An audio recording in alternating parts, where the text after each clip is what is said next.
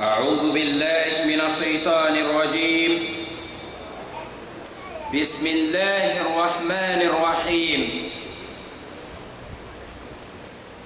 إن الحمد لله نحمده ونستعينه ونستهديه ونعوذ بالله من شرور أنفسنا ومن سيئات أعمالنا. من يهديه الله فلا مضل له ومن يضلل فلا هادي له.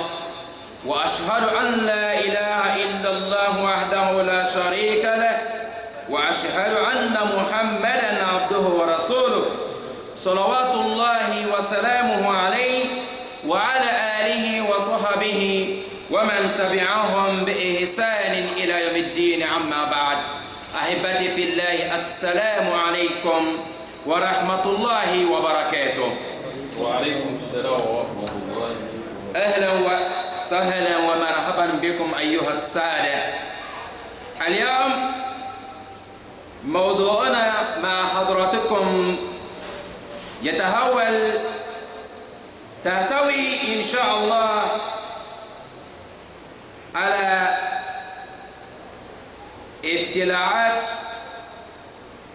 أو الامتحانات رسول الله صلى الله عليه وسلم.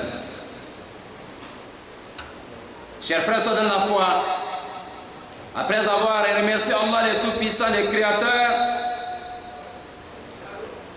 aujourd'hui avec vous, Inch'Allah, que la paix d'Allah soit sur vous, chers frères dans la foi.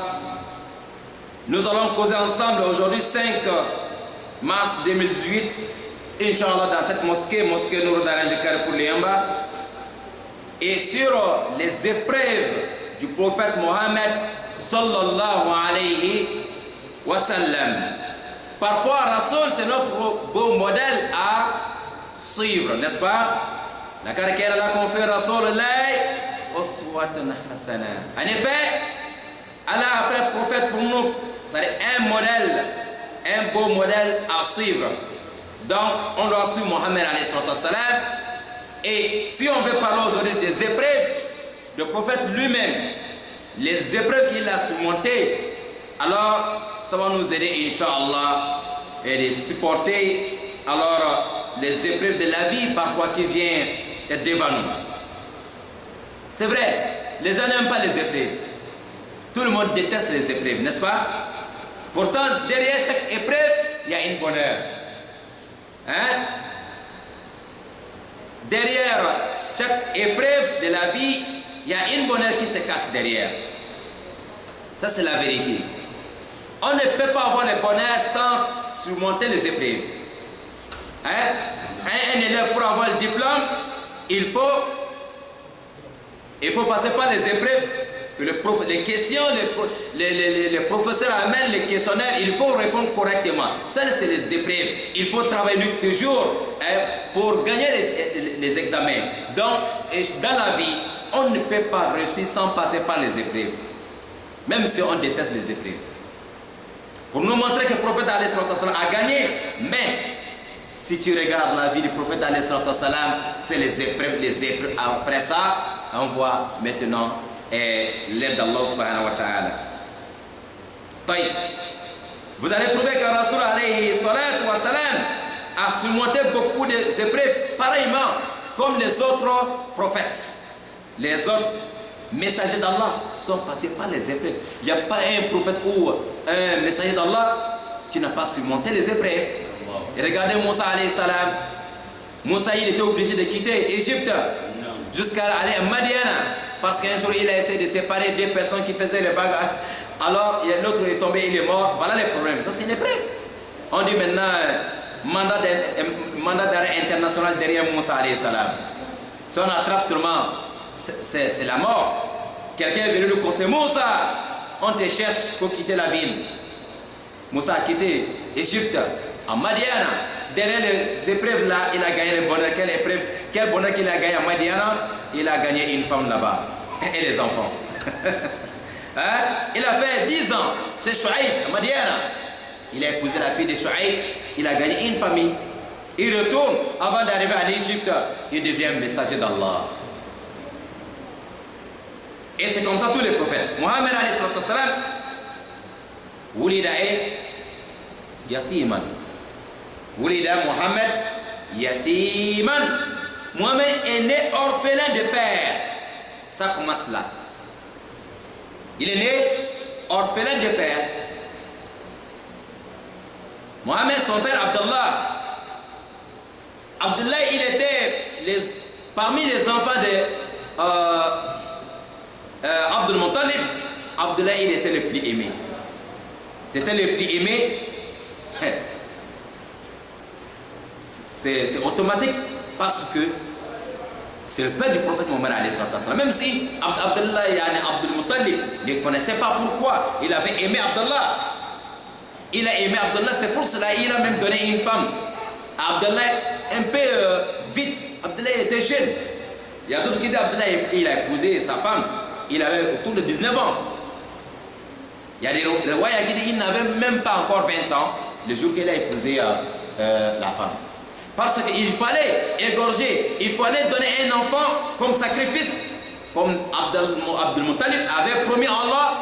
Allah, comme tu m'as montré, là où se trouve le puits de Zamzam, il est parti criser. Mais les Arabes commencent à lui déranger à cause de l'eau là. Il demande à Allah, si tu me donnes 10 garçons qui peuvent me protéger, Allah, je vais donner un enfant sacrifice. Dieu donne 10 enfants, 10 garçons à Abdul Muttalib. Et c'est pas fini. Abdul Muttalib n'a pas fait seulement 10 enfants. 10 garçons et à peu près 5 filles encore. Des mères différentes.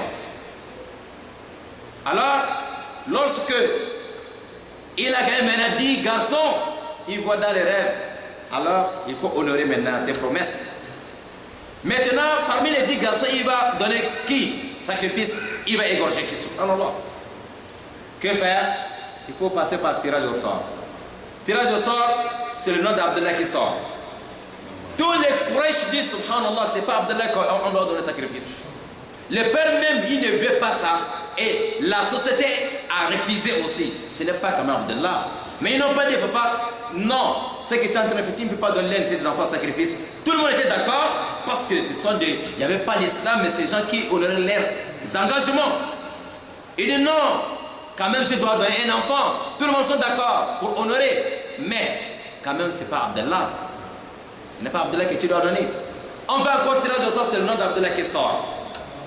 3 fois c'est le nom d'Abdallah qui sort. La société refuse. Subhanallah. Pourquoi pas? Si on donne Abdallah sacrifice, pourtant celui qui porte le prophète Mohammed alayhi salatu wassalam, ça ne marche pas. Subhanallah. Et voilà ce qui va se passer. On dit bon maintenant, on va faire maintenant tirage entre Abdallah et un chameau. Maintenant tous les enfants à côté, nom d'Abdallah et nom de chameau, on appelle l'enfant de venir prendre. C'est le nom d'Abdallah qui sort toujours. On dit, peut-être les chameaux sont trop petits, ajoutez 2. Ils ont ajouté 2e chameau. Toujours c'est le nom d'Abdallah qui sort. 3e chameau, c'est le nom d'Abdallah qui sort. 10 chameaux, c'est le nom d'Abdallah qui sort. Jusqu'à 80 chameaux, c'est le nom d'Abdallah qui sort. 100 chameaux, c'est là le nom des chameaux est sorti. On a égorgé tous les 100 chameaux là pour sauver Abdallah, le père de Mohammed sallallahu alayhi wa sallam. Les épreuves commencent par ici. Akhir Karim. Tellement que Abdallah a échappé. Abdallah a échappé ici. Le père, rapidement, il a cherché une femme pour Abdallah. Une femme plus noble. Une femme vraiment d'un père beaucoup respecté, d'une famille respectée, une famille noble, une femme noble. Aminat bint Wahab. Amina. On a épousé, Abdallah a épousé Amina. C'était des commerçants. Oui, c'était des commerçants. Après le mariage, 1 ou 2 mois, le monsieur commence, Abdallah commence, il continue le commerce entre Mecca et la Syrie. Yani, pardon, Chami. Chami, à l'époque, on appelle la zone là Chami. Généralement, on appelle aujourd'hui Chami, c'est la Syrie, Non, c'est pas seulement la Syrie. Chami, c'est 4 pays. Aujourd'hui, ils ont séparé la zone là entre 4 pays. Chami, la Syrie fait partie de Chami. Jordanie fait partie de Chami. Palestine fait partie de Chami. Liban fait partie de Chami. Voilà la zone qu'on appelle Cham. Abdallah, nouveau marié, il laisse sa femme derrière lui. Il est parti au travail. Au retour de Chami, sur la route, il tombe malade. Il est tombé malade. On l'a amené à Médine. À Médine, vous savez, à Médine, on appelait à l'époque Yasriba. Il y a quel lien entre Abdallah et les gens de Médine?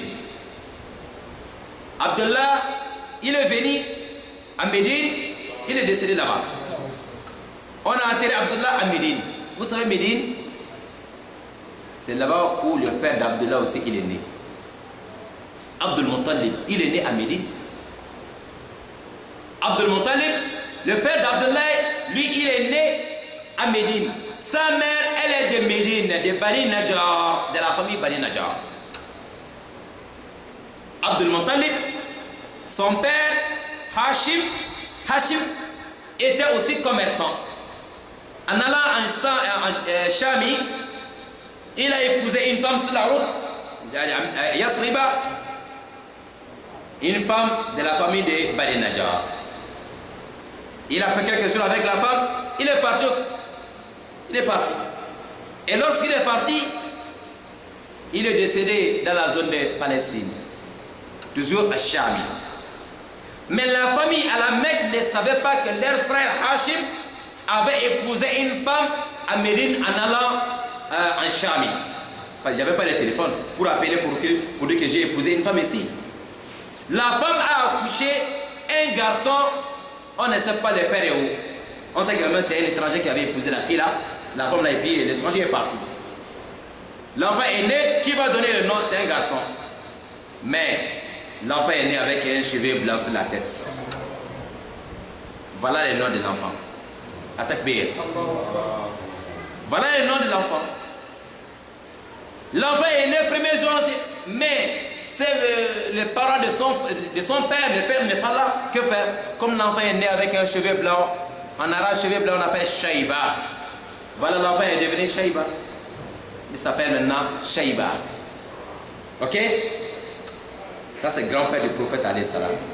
Ça, c'est le père d'Abdullah. Shaïba est resté 1 an, Shaïba.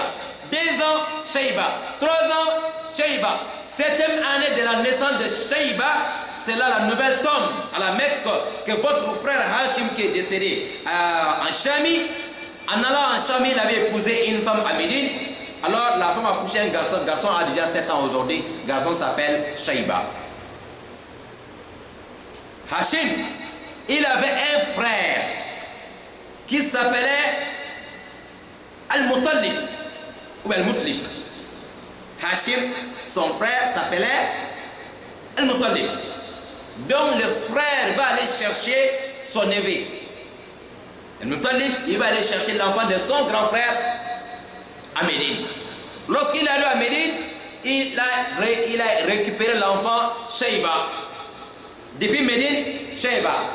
Arrivé à la rentrée de la ville de Makkah, quand les gens de Makkah ils ont vu Abdul Muttalib, ils ont vu Al-Muttalib, ils ont vu Al-Muttalib avec qui? Avec un jeune garçon de 7 ans. Ils ont dit Al-Muttalib est parti acheter un esclave. Esclave en arabe, Al-Abd, yani Al-Abd. Esclave. Donc Muttalib a amené un esclave. Vous voyez? C'est là maintenant, le nom de l'enfant, ce n'est plus Shaïba, c'est devenu esclave d'Al-Muttalib. Abdul Muttalib. Voilà comment on a changé le nom d'Abdul Muttalib. Muttalib, c'est son oncle. Lui-même, on a laissé Shaïba, il est devenu Abdul Muttalib. Esclave d'Al-Muttalib. Voilà les noms qui est resté sur le papa jusqu'à la naissance de Mohammed. Il s'appelle Abdul Muttalib. Sa mère devient de Médine. Son fils aimé, Abdullah, lui aussi il est parti décédé à Médine. On l'a enterré là-bas. On est d'accord? Prophète Mohammed, lorsqu'il est né, après décès de son père, à peu près 6 mois. Son père a épousé la femme, 2 ou 3 mois, il est parti au voyage. Il n'y avait pas d'échographie. Peut-être qu'il ne savait même pas que sa femme est tombée enceinte. Peut-être qu'il ne savait même pas. Et il est décédé sans revenir voir sa femme. On a enterré à Médine là-bas. Mohammed, 6 mois à peu près, il est né. Après la naissance de Rasoul, un enfant orphelin. Mais vous allez arriver, vous allez trouver que même la mère de Mohammed, pour montrer qu'elle est en train de dire que Médine, peut-être ça sera la capitale de l'islam. Pourquoi tous les traces là, les liens là, entre Médine et Rasoul, Mohammed, lorsque il est né à 6 ans, sa mère dit, bon, on va aller regarder la tombe de ton père à Médine. Sur la route, ils ont fait 1 mois là-bas pour retourner à la Mecque. La mère Amina, elle aussi, elle est tombée malade dans un endroit qu'on appelle Al-Abwa. Jusqu'à aujourd'hui, Al-Abwa se trouve. Alors, les gens peuvent aller regarder toujours Al-Abwa. C'est là la mère, elle aussi, elle est tombée malade avec Mohammed qui n'avait que 6 ans et avec la servante que Abdullah, le père de Mohammed, avait laissée. Elle s'appelle comment? Hein? La femme africaine là. Hein? La seule chose, je veux dire, seul héritage qu'Abdullah a laissé, Oumou Aïman, Masha'Allah. Elle était noire, une africaine. Ça, c'est notre fierté. C'est elle qui était avec Mohammed, avec sa mère Amina, le jour qu'Amina est décédée. Une femme africaine. Oui, elle était d'Éthiopie là. Et elle, avec Mohammed, sont retrouvés à la Mecque. Les épreuves de Mohammed, il est né comme orphelin de père. Orphelin de père. Et maintenant, après l'âge de 6 ans, il a perdu aussi quoi? Sa mère. Son grand-père, Shaïba. Hein? Le vrai nom de la naissance, c'est quoi? Shaïba. Et on a modifié, c'est devenu maintenant Abdul Muttalib. Et Shaïba, tellement que grand-père avait aimé son fils Abdullah, le fils est décédé aussi jeune. Ce qui veut dire Mohammed, il n'a pas de frère. Hein? Il n'a pas de frère. C'est le seul enfant que le père a eu et le seul enfant que la mère aussi a eu. On est d'accord? Mohammed est le seul enfant de son père et de sa mère. Il n'a pas de frère, il n'a pas de soeur. Dieu fait ce qu'il veut.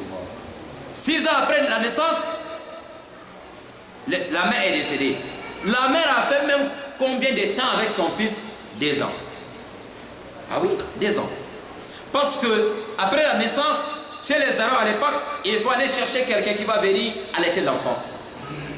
Les gens viennent du village, une maman qui a un bébé au lait, elle vient chercher un autre bébé, donc on le paye. Donc le contrat c'était 2 mois, il y en a 2 ans.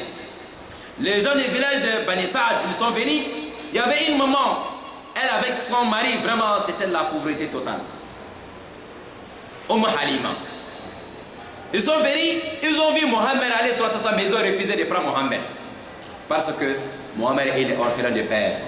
Lorsqu'on va prendre l'enfant là, après le contrat qu'ils vont nous payer. À cause de ça, Halima de Saadi, parce qu'elle est devenue parmi les compagnons, elle est devenue une musulmane. Elle a refusé de prendre Mohammed. Les autres femmes aussi, elles ont refusé de prendre Mohammed parce que c'est un orphelin de père qui va nous payer à la fin du mois. Ils ont parti chercher des enfants qui ont des pères, Hein? Mais Halima, à cause de la pauvreté de Halima, toutes les femmes, toutes les familles de la ville de Makkah, ils ont refusé de donner leur bébé à Halima. Parce qu'on dit, toi, tu ne trouves même pas quelque chose à manger, tu vas le nourrir comme un autre bébé. Donc, à cause de la pauvreté de la dame, elle n'a pas eu aussi un enfant. Mais elle veut retourner au village, la main vide. Non, pour ne pas retourner avec la main vide, malgré qu'elle ne veut pas prendre un enfant orphelin de père, Bon, elle a préféré quand même, au lieu de retourner avec la main vide. Elle a fait quoi? Elle est partie demander Mohammed sallallahu alayhi wa sallam, malgré qu'elle ne voulait pas. Ah oui. Et derrière chaque épreuve, il y a un bonheur. Oui, on a négligé Mohammed et ne savait pas qu'il y a un bonheur qui se cache derrière Mohammed alayhi wa sallam. Et l'âne qui avait transporté Halima pour venir à Médine, même l'âne animal là, tu vois déjà les signes de la pauvreté sur l'animal. Parce que l'animal même ne trouve même pas à manger. Donc il était fatigué, il ne pouvait pas marcher pour se marcher avec les autres. Mais mon frère, dès qu'ils ont gagné Mohammed alayhi wa sallam, le même jour, Halima, le lait de Halima est devenu beaucoup comme une femme qui mange bien. Mohammed et l'autre enfant de Halima, tous les deux, ils ont bu le lait. Alors, rassasié, Halima, elle était dépassée. Le bonheur commence là. Même l'âne de Halima a dépassé les autres l'ânes en allant au village. Dès que Mohammed est monté sur l'âne, subhanallah. Arrivé au village, ils sont devenus maison, leur famille est devenue la famille plus riche de Bani Saad. À cause de Baraka de Mohammed, sallallahu alayhi wa sallam. Oui, ils sont devenus les plus riches du village. C'est pour ça que le contrat c'est 2 ans. Les 2 ans est fini, que faire? Il faut aller rendre l'enfant. Hein? Subhanallah. Akhir Karim, Halima est venue avec l'enfant devant sa mère Amina.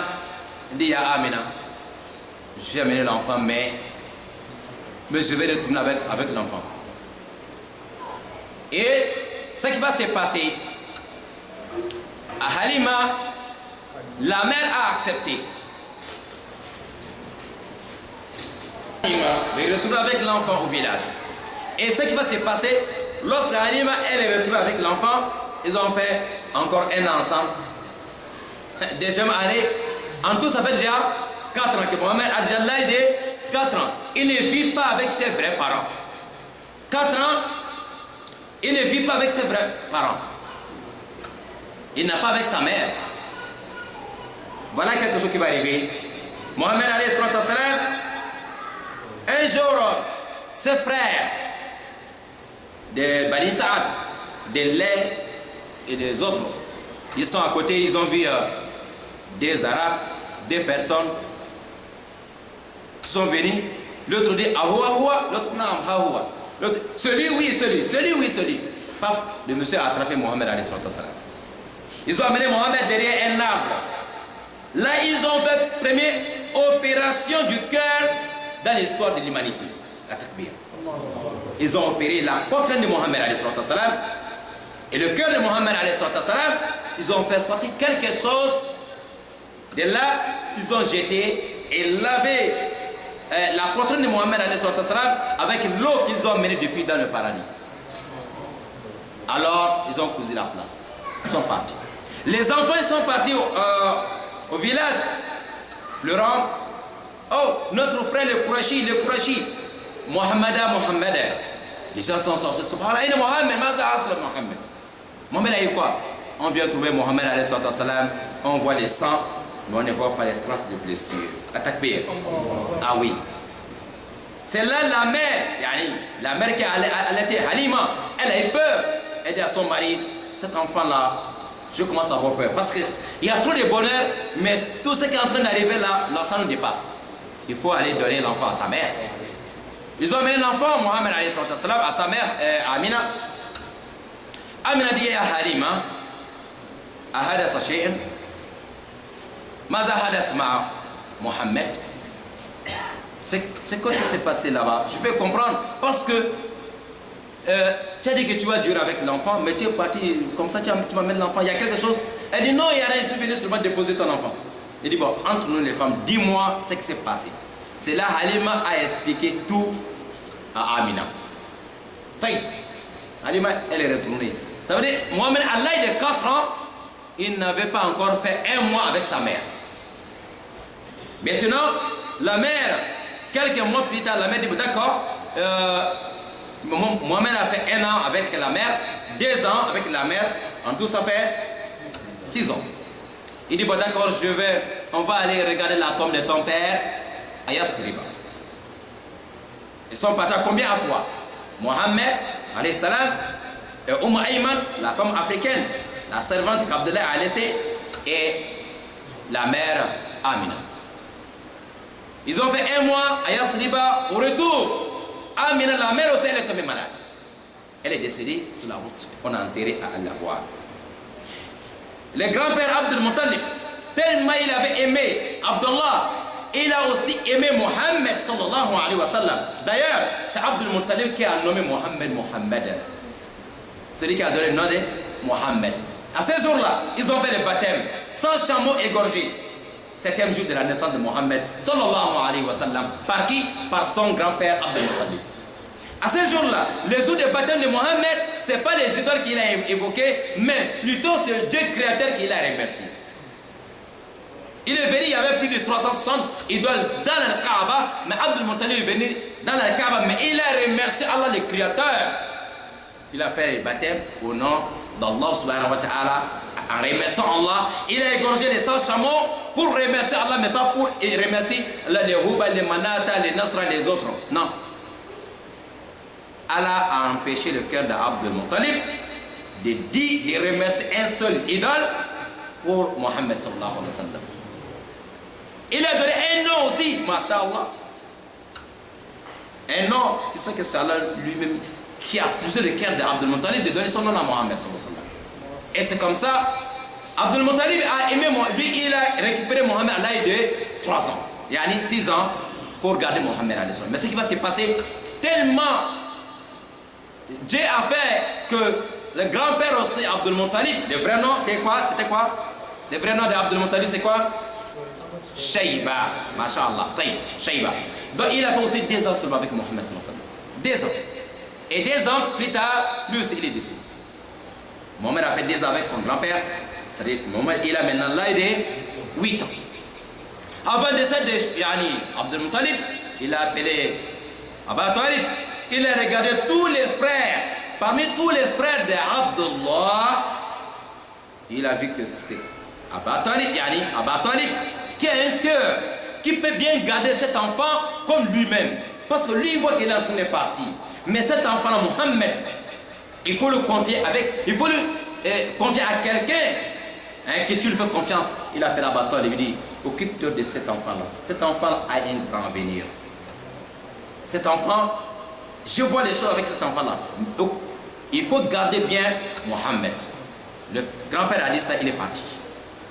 C'est là, Abu Talib, je vous ai dit que Abdul Muttalib avait 10 garçons et à peu près 5 filles. À peu près 15 enfants, mais des mères différentes d'ailleurs.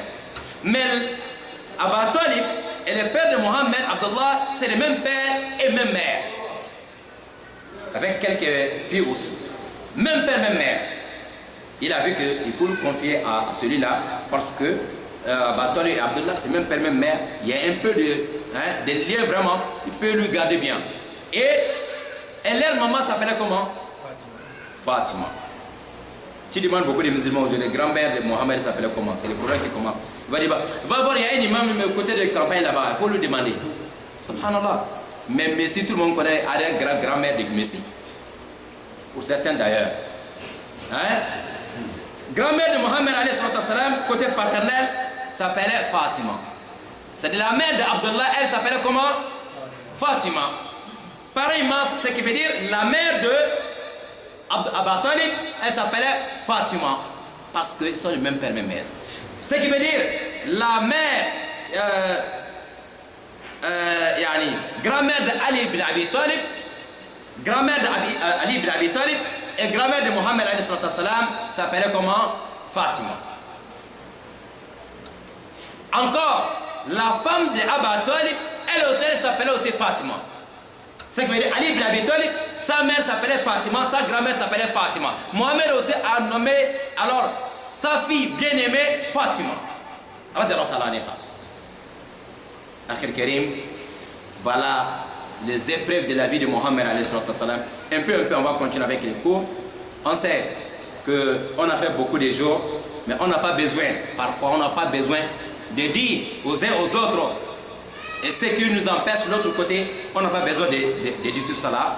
Mais Inch'Allah, Allah connaît ce que chacun de nous fait dans ses va-et-vient, n'est-ce pas?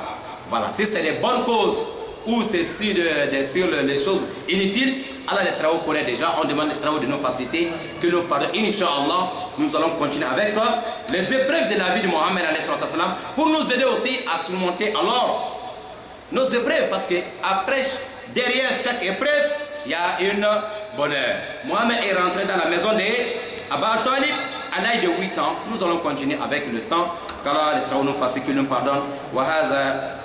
والسلام عليكم ورحمة الله وبركاته. أسأل الله العظيم أن يغفر لي ويغفر لكم ولسائر المسلمين. استغفروه إنه هو الغفور الرحيم. والسلام عليكم ورحمة الله وبركاته. إلى اللقاء.